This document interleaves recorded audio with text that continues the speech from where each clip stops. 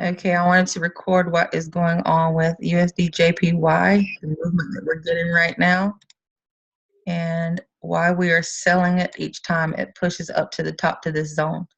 As we see, we got a downtrend going on, and we got a big correction on the daily. Each time it's coming to this zone, it is selling. Like here, it sold 463 pips. Here, 650 pips. Here, 300 pips. Here we finally got a drop of 885 pips. So we're trying to catch that 885 pips or that 1,000 pips. So each time it is getting up to this zone, we are looking to sell. So even on the lower time frame,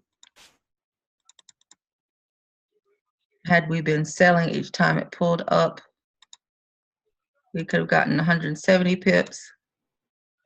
If we held this one out, 174 pips.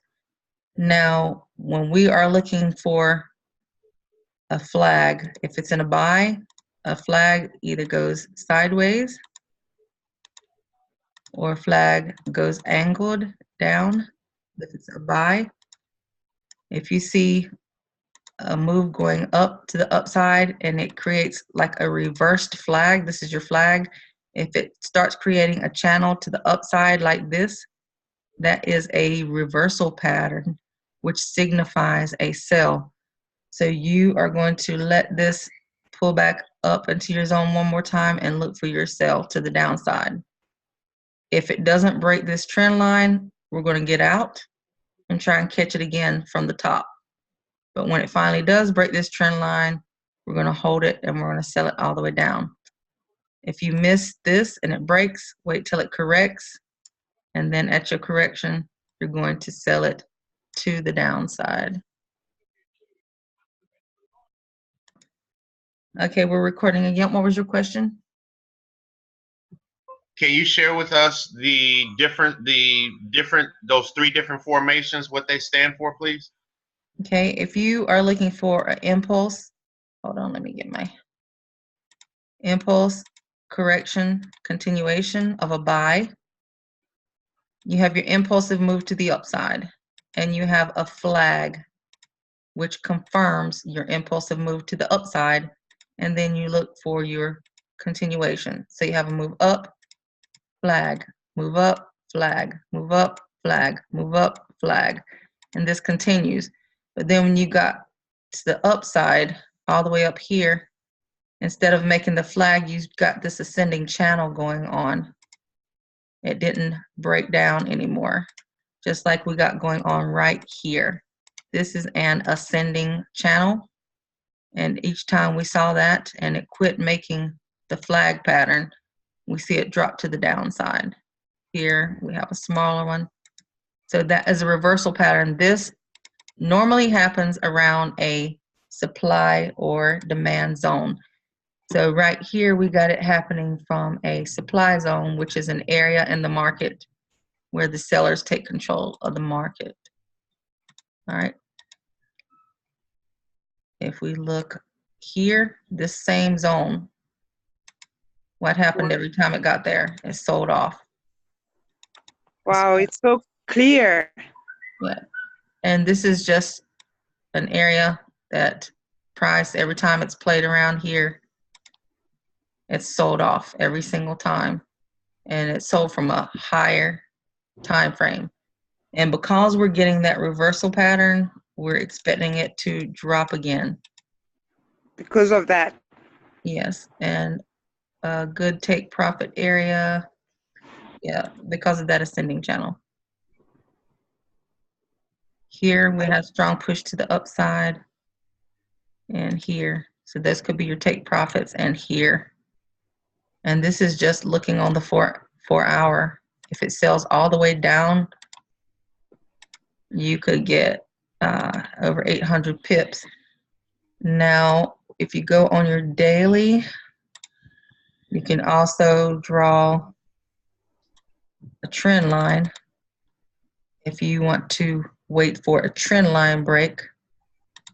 Some people don't want to sell until they get a break of the trend line. Okay? And that you do on the daily. Well, I just drew the trend line on the daily because it's giving us a clearer picture of this zone right here. Yes. But my entries I would make on the 15-minute. Okay. Yes. So Yes. this is on the 4-hour.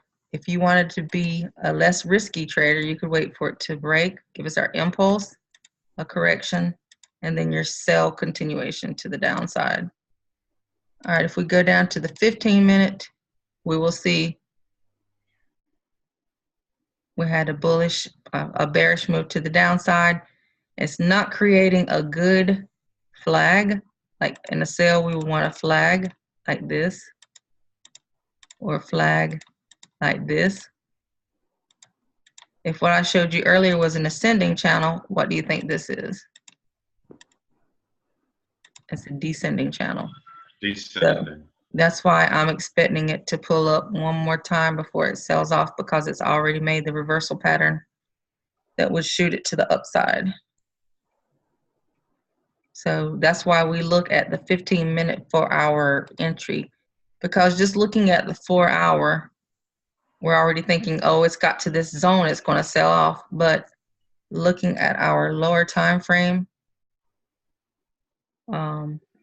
it's already pushing to the upside. So we're probably going to see this and then get a break. If it hits here and doesn't break through, it's going to pull back up again and try it again. If it does break through, it's going to go to the downside.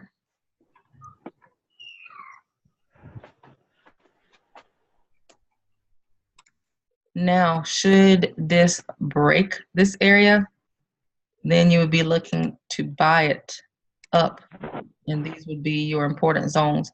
But you would only buy it as long as you keep seeing pushes off this trend line.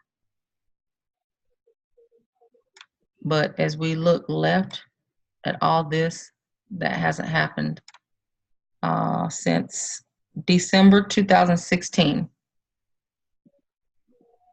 December 2016, it had a strong push to the upside, and it got right here, and it's been selling off ever since. Okay? So that's the only situation we would buy, is if it keeps hitting this and rejecting up, or if we get a strong move up, a correction, then we would buy it to here. And then if it continued, we would buy it up to here. Or if it rejected, we would sell it back down to this trend line right here.